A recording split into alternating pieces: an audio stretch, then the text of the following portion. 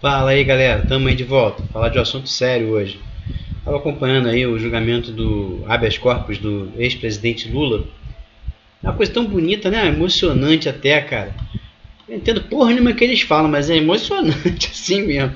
Os caras falam um monte de palavra que eu não sei o que significa, algumas que eu nunca ouvi. É engraçado que eles estão falando português, que é o mesmo idioma que eu falo, mas de vez em quando eu tenho a impressão de que não é.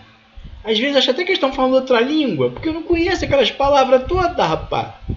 Agora, deixando a brincadeira de lado, vamos lá. Eu não vou falar muito não, vou deixar esse cara aí falar. Eu queria só mostrar o voto do ministro Barroso, que eu achei lindo o que ele falou. Então eu vou parar de falar, deixa só ele falar. Eu acho que a prisão se impõe porque, e esse é o terceiro fundamento, depois da condenação em segundo grau, já não há mais dúvida acerca da autoria e da materialidade. E a execução da pena se torna uma exigência de ordem pública para a preservação da credibilidade do poder judiciário. Olha que bacana que ele falou. Eu acho, assim, quem sou eu para julgar, né? Quem sou eu para criticar, para falar, fazer qualquer comentário sobre o voto de um ministro do Supremo? Esses caras não, né? Vamos falar até com certo respeito, com mais respeito. Estes senhores e senhoras que lá estão têm uma capacidade intelectual que eu não consigo nem imaginar.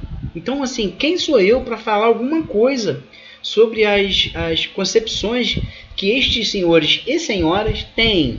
Estou falando isso que eu tenho visto muita gente falar besteira por aí, como se o Supremo fosse totalmente corrupto. Todos os ministros do Supremo são vendidos. Não vou nem comentar isso, que eu acho uma ignorância, cara. Eu gosto muito de acompanhar, não entendo nada que eles falam, mas eu gosto de acompanhar assim mesmo, porque eles falam umas coisas tão...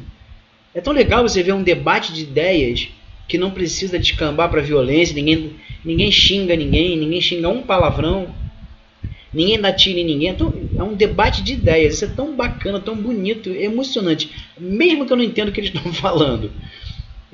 Mas enfim, vamos voltar aqui à questão do voto do ministro Barroso. Quem sou eu para fazer algum comentário? Mas vamos lá.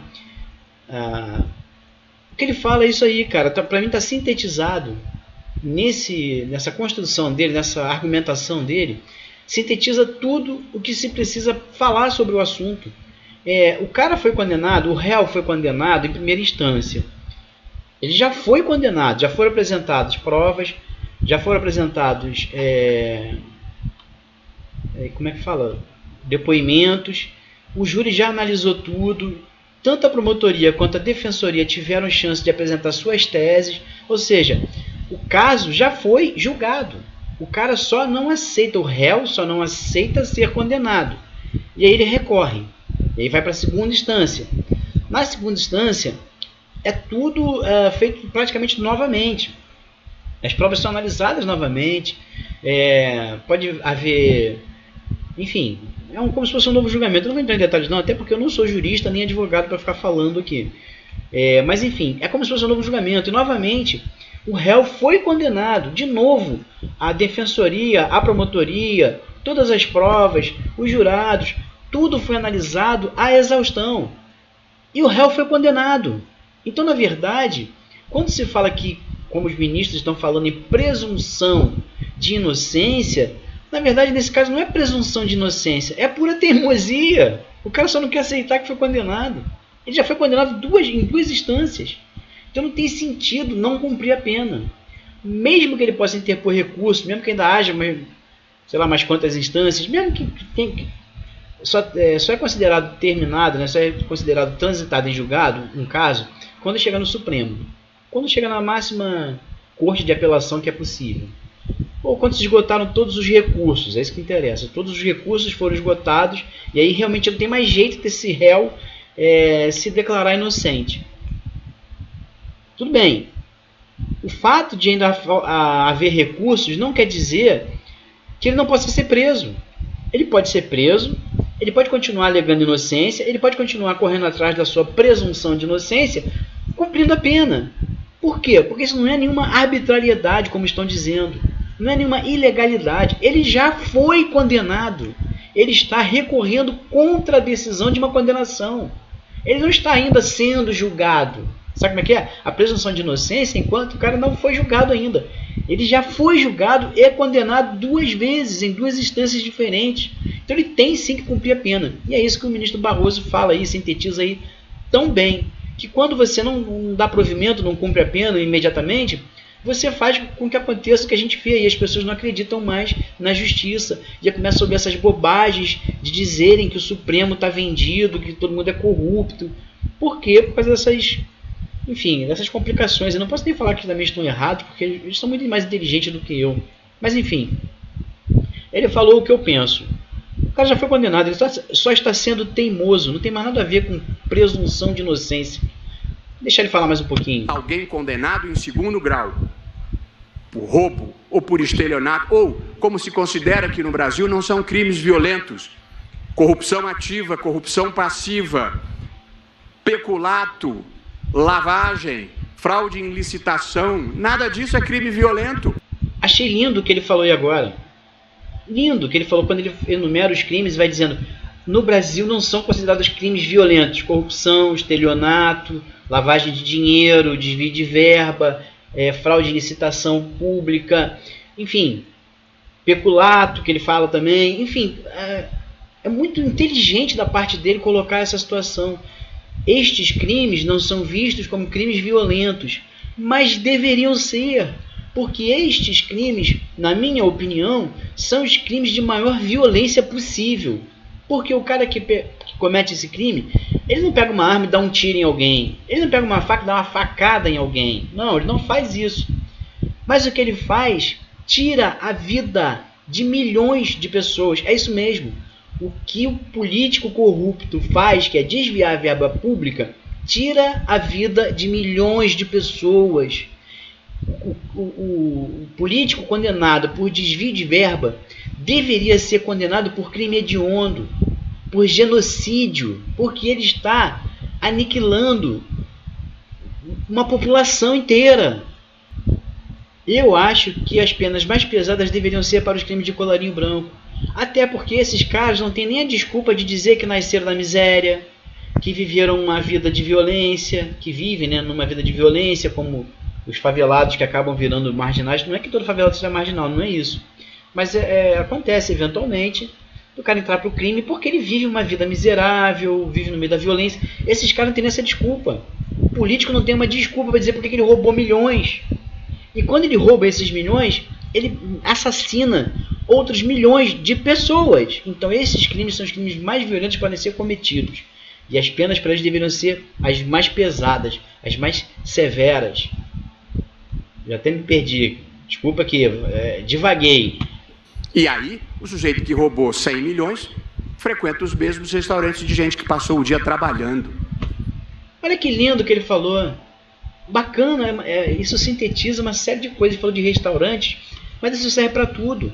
O camarada que já foi condenado 2 vezes em 2 instâncias diferentes, está andando nas ruas livremente, porque ele não transitou em julgado. Está errado. Não tem mais o que falar sobre isso, não vou ficar me repetindo aqui não. Achei bacana a forma como ele coloca isso aí. O sujeito é um bandido. O sujeito é um condenado da justiça. Não tem sentido ele não estar preso. Ah, mas tem a presunção de inocência. Tudo bem. O fato dele estar preso não vai impedir que ele corra atrás de provar sua inocência. Só não vai permitir que ele continue solto se ele não for inocente. Tá entendendo? Que aí tá havendo uma inversão de valores que é um absurdo, que é o que ele falou. Não é possível que o cara vá ser punido. Aliás, ele vai falar mais adiante. Deixa ele falar mais um pouquinho que eu vou complementar. Se alguém acha que não viola um sentimento mínimo de justiça, uma situação como essa, as pessoas podem ter, evidentemente, noções diferentes do que seja justiça. Tão bacana isso, tão legal, olha que bacana que ele falou. Quem acha que isso é injusto, deve ter uma noção meio diferente do que seja justiça. Uma vez que o sujeito foi condenado, nada mais justo que ele comece a cumprir a sua pena. E vou repetir, isso não impede que ele, cumprindo a pena, corra atrás de provar a sua inocência. Credibilidade da justiça integra o conceito de ordem pública que deve ser adotado. A demora na aplicação indefinida de sanções proporcionais abala o sentimento de justiça da sociedade e compromete a respeitabilidade das instituições judiciais. Punir alguém 5, 10, 15, 20 anos depois do fato, talvez seja até injusto. 20 anos depois a pessoa já é outra, já mudou os seus valores. O sistema é totalmente absurdo. Eu vou encerrar o vídeo por aqui com isso aí que ele acabou de falar. O meu computador está travando, está congelando, vocês estão percebendo aí. Peço desculpas por isso, é inevitável. O meu computador é uma porcaria, é um lixo. E essa merda aí. Mas assim, deu para entender, né? O que ele falou. A pessoa ser punida daqui a 5 anos, 10 anos, 15 anos, 20 anos, não tem sentido. Porque tem que transitar em julgado? Não. O cara pode começar a cumprir a pena sim. Porque na verdade o que ele está fazendo quando ele entra com recurso é não aceitar 2 condenações em 2 instâncias diferentes. Ele não tá lutando pela sua inocência. Quer dizer, até está lutando pela sua inocência. Ele pode ainda ser inocente? Sim, pode. Mas acontece que ele também pode ser culpado. E aí não podemos esperar 15, 20 anos para resolver isso. Porque em 15, 20 anos muita coisa acontece, muita coisa muda. Destruição de provas, por exemplo, é um fato que acontece com mais frequência. Eliminação de testemunhas. Enfim, não dá mais para falar sobre esse negócio de habeas corpus. Não estou falando do Lula não, tá, gente? Eu queria muito que o Lula fosse condenado, preso, fosse deportado para Cuba, sei lá, para o quinto dos infernos. Eu não sei. Eu queria muito que tudo que tem que acontecer com o Lula que aconteça, porque eu acho que ele fez um mal, além de destruir a nação, ele fez um mal pior ainda. Ele tirou a esperança do povo. Tem gente que acredita nele. Tudo bem, respeito também a opinião alheia. Mas eu sou que eu votei no PT a minha vida inteira. E assim, quando eu votei no Lula, na primeira vez que o Lula ganhou a eleição, no primeiro mandato do Lula, eu votei nele já sabendo que ele havia se corrompido. Porque não sou nenhum gênio não, é só ver, o cara fez conchavo com o PMDB. O Lula, que sempre atacou o PMDB, fez uma aliança com o PMDB. Isso para mim foi a assinatura dele, dizendo: me corrompi, sou corrupto, me vendi para chegar ao poder. E eu votei nele mesmo sabendo disso, mesmo sabendo que ele tinha se corrompido, mesmo tendo certeza de que ele só ia fazer bobagem, eu votei nele, por uma questão de coerência, porque eu passei a vida inteira votando no PT e fazendo campanha para o PT. Sim, eu fui um idiota. Sim, eu fui um ignorante. Sim, eu fui um imbecil. Mas eu fui um imbecil de boa vontade. Eu fiz tudo que eu fiz. Todas as vezes que eu votei no PT, eu votei de acordo com a minha consciência. A minha consciência estava errada? Tá bom, podia estar. Mas, sabe, eu segui a minha consciência. E o que o PT fez foi isso. O PT traiu pessoas como eu, que acreditaram no PT, porque o PT tinha um discurso, que eu não sei quem é que vai se lembrar aí, o PT tinha um discurso que tinha muito a ver com o que eu penso, só que era só discurso, na prática o PT não fez nada disso. Enfim, fugi do assunto, queria voltar aqui para o ministro Luiz Barroso. Não tenho palavras para dizer o quanto eu passo a admirar esse camarada a partir de agora.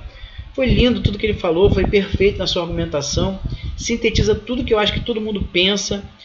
E não tem cabimento mais, enquanto eu estou gravando esse vídeo, o habeas corpus ainda está sendo votado. E eu não sei qual é o resultado, não sei qual vai ser o resultado. Só que não tem mais cabimento, depois dessa argumentação, os ministros votarem a favor do habeas corpus. Eu sei que vão votar, mas é um absurdo, porque a argumentação do ministro Luiz Barroso foi perfeita, não deixa falhas, não deixa equívocos, não deixa possibilidade de dupla interpretação. O sujeito foi condenado, o réu foi condenado da primeira instância, recorreu à segunda instância, foi condenado de novo, daí para frente, não tem mais sentido ele não ser preso, uma vez que ele já foi condenado. Estou me tornando repetitivo, né, gente? Acho que o vídeo acabou. Valeu, galera. Até a próxima. Fui.